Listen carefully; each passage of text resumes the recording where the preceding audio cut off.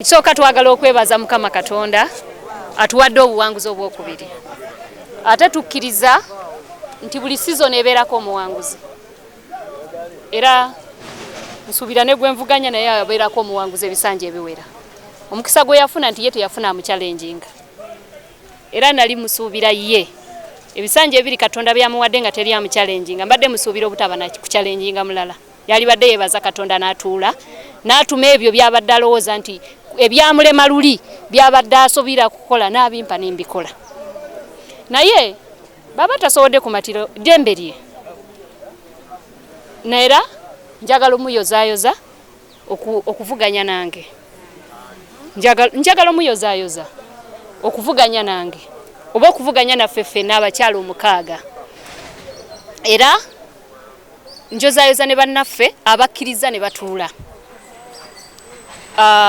Njagala basuubiza nti ebirowoozo byabwe byonna era mbasabe teri avaayo kuvuganya nga talina birowoozo okujjako oyo nga mubbi nga yajja muwa mulimo. Naye omubaka yenna ajja aba n'ebirowoozo eri abantu be.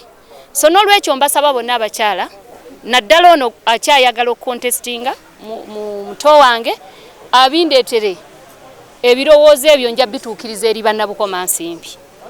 Era njagala omuyozaayoza mu musango guno tinagwo tugumaze mu mirembe. Akalulu k'abakyala kabadde kakkakkamu era tukamaliriza mu mirembe.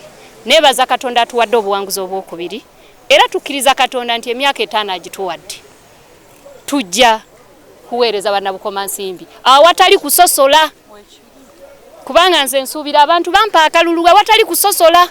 Bw'olaba bonna abantu abali awo wabbali nina abakulembeze ba Nuupu babadde baze mu kooti ku lwange. Nina mwogezi wa Nuupu, nina abakulembeze ba Nuupu abavubuka, nina abakulembeze akalulu ka bukomansimbi ku luno tebalonze bibiina. Ku luno balonze busobozi, balonze bukozi, balonze enkulaakulana, balonze bakoye. Actually kino kye bayita batero gamba Uganda empya, eno bukomansimbi empya.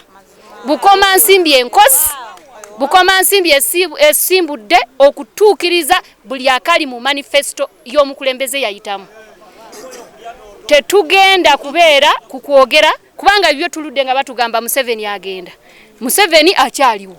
Kati baba waali batumye abo abasobola okutuukirira Museveni ne bajjayo ebintu by'abantu. Njagala okusaba mwaganda wange Vero tutuule tukolere bannabukomansimbi. Emyaka 5 mitono nnyo benna abasiweereza bajja muzaayo. Benna abampeereza bajja kunzizaayo. Entalo teziyamba wabula obuweereza bwe bukola ki? Bwe buyamba. Simulinaako buzibu, simulinaako ki? Ngenda kuweereza ffenna. Naye yennyini baba alina kye yeetaaga. Nga nze nkisobola nja kikola. Mukama Katonda abampeera omukisa ogw'amaanyi tuweereze bukomansimbi wamu. Temuntunuulira nga Katushabe wa NR, muntunuulire nga Katushabe omubaka omukyalo wa Bukomansimbi district. Mwebale nnyo mwebalire ddala. I want to take this opportunity to thank God and to thank the people of Bukomansimbi.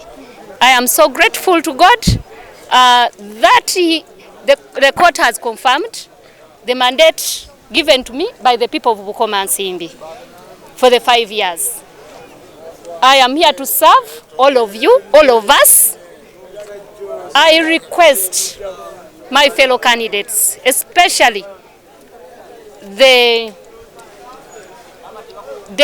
first run-up, Honorable Vero, to bring all her ideas and all the former candidates to bring their ideas to me, especially those candidates on the woman member of parliament seat.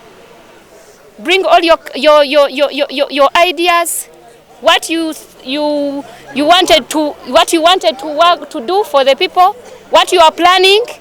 I will implement them. I will incorporate them into my program. But what I know, the manifesto of NRM incorporates all our ideas. So I am going to serve all of you, including my fellow former contestants. And I believe, by the grace of God, we are going to serve. Bukomansimbi did not choose parties. They chose leaders. They chose development, and we are here to implement the services, to protect the gains and implement the manifesto of the winning candidate on the presidential race, who is the NRM candidate. We are going to implement and we are going to lobby for our district. It is going to shine, I believe. May God bless you. May God bless Bukoma Nsimbi. May God bless Uganda.